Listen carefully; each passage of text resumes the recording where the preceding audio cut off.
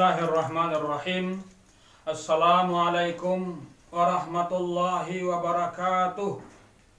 Alhamdulillah. Alhamdulillahi rabbil alamin.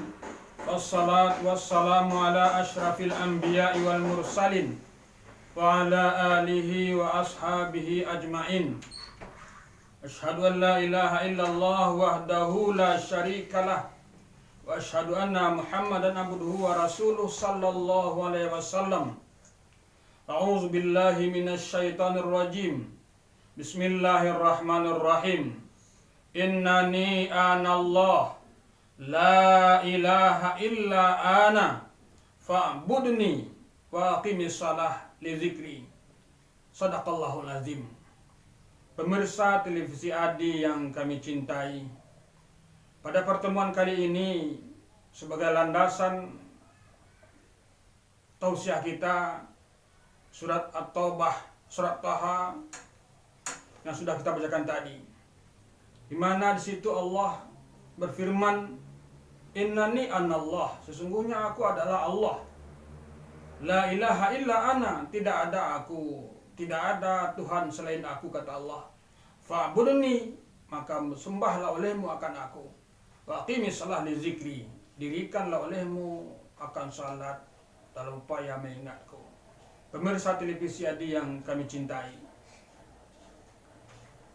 sejak kita akil balik, kita sudah dibebani dengan kewajiban salat sampai sekarang. Dari usia barangkali sudah akil balik, sekarang sudah 20, 30, 40, 50 barangkali usia kita laksanakan salat. Tahukah kita untuk apa salat ini kita kerjakan? Apakah hanya sekedar gugur kewajiban sebagai manusia kepada Allah, sebagai tugas untuk menjawab kita? Maka untuk itu pada pertemuan ini kami angkatkan satu pokok bahasan dalam makna salat ini.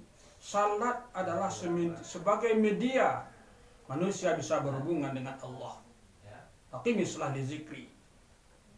Pemirsa televisi Adi yang kami cintai, kalau begitu bagaimana dengan ibadah lain?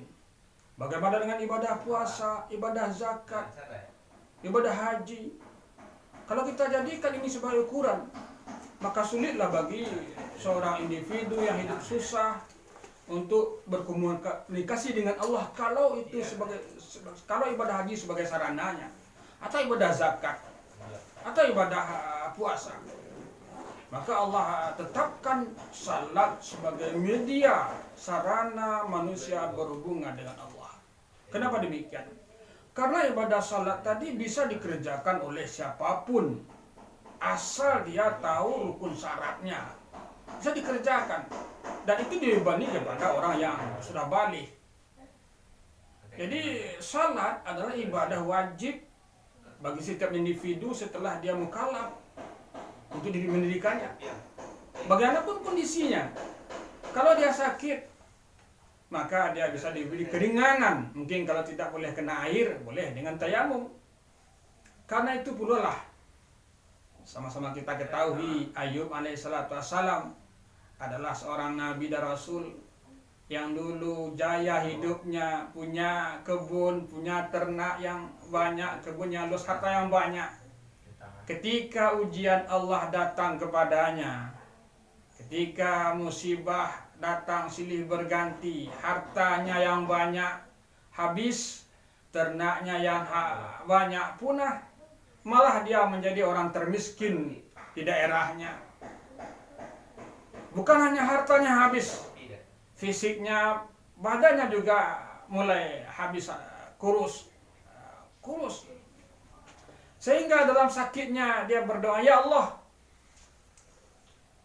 ambillah semua yang ada padaku ini, badanku ini. Persilahkanlah ulat-ulat yang kau utus untuk menggigit dagingku, kerangka badanku. Cuma satu permintaanku, kata Ayub. Apa itu?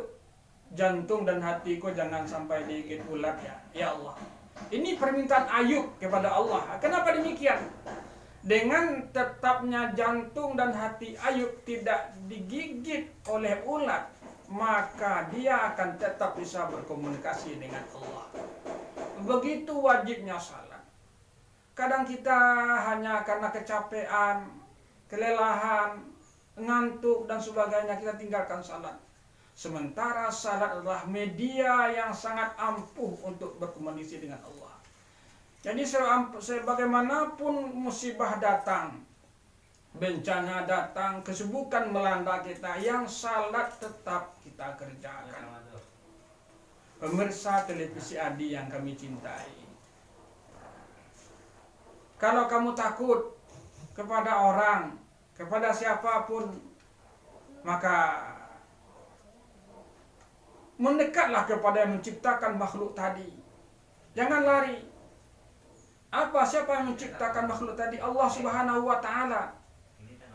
Artinya apa? Orang yang Islam, orang yang salat, mereka tidak ada rasa khawatir dengan makhluk cipta Allah yang lain. Tidak khawatir. Kenapa? Ada tempat mengadu, yaitu Allah Subhanahu wa Ta'ala. Jangan mengadu kepada yang lain. Pergunakanlah salat tadi sebagai media, sebagai sarana untuk kita bermunajat kepada Allah. Ya Allah.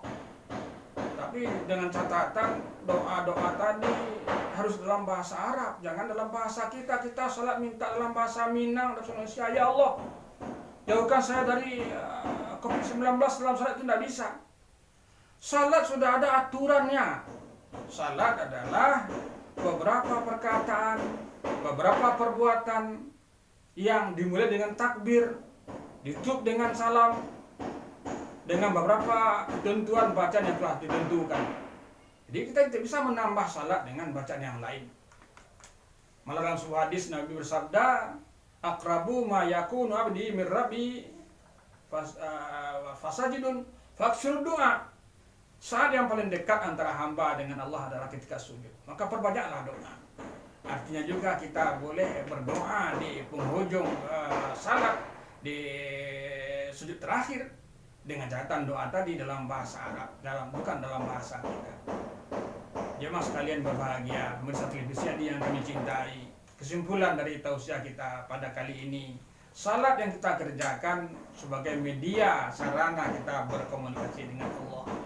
Lalu bagaimana dengan orang yang tidak salat? Wallahu a'lam bishawab. Untuk itu pergunakanlah ibadah salat 5 kali sehari semalam sebagai media kita berkomunikasi dengan Allah. Setelah salat berdoalah kita kepada Allah, mintalah kepada Allah perlindungan, karena Allah juga menjanjikan tidak ada di alam ini yang bisa merusak manusia kecuali izin Allah Subhanahu wa Ta'ala, termasuk penyakit, bencana alam, musibah dan sebagainya. Aqulu qauli hadza wa astaghfiruhu innahu wal ghafurur rahim. Assalamualaikum warahmatullahi wabarakatuh.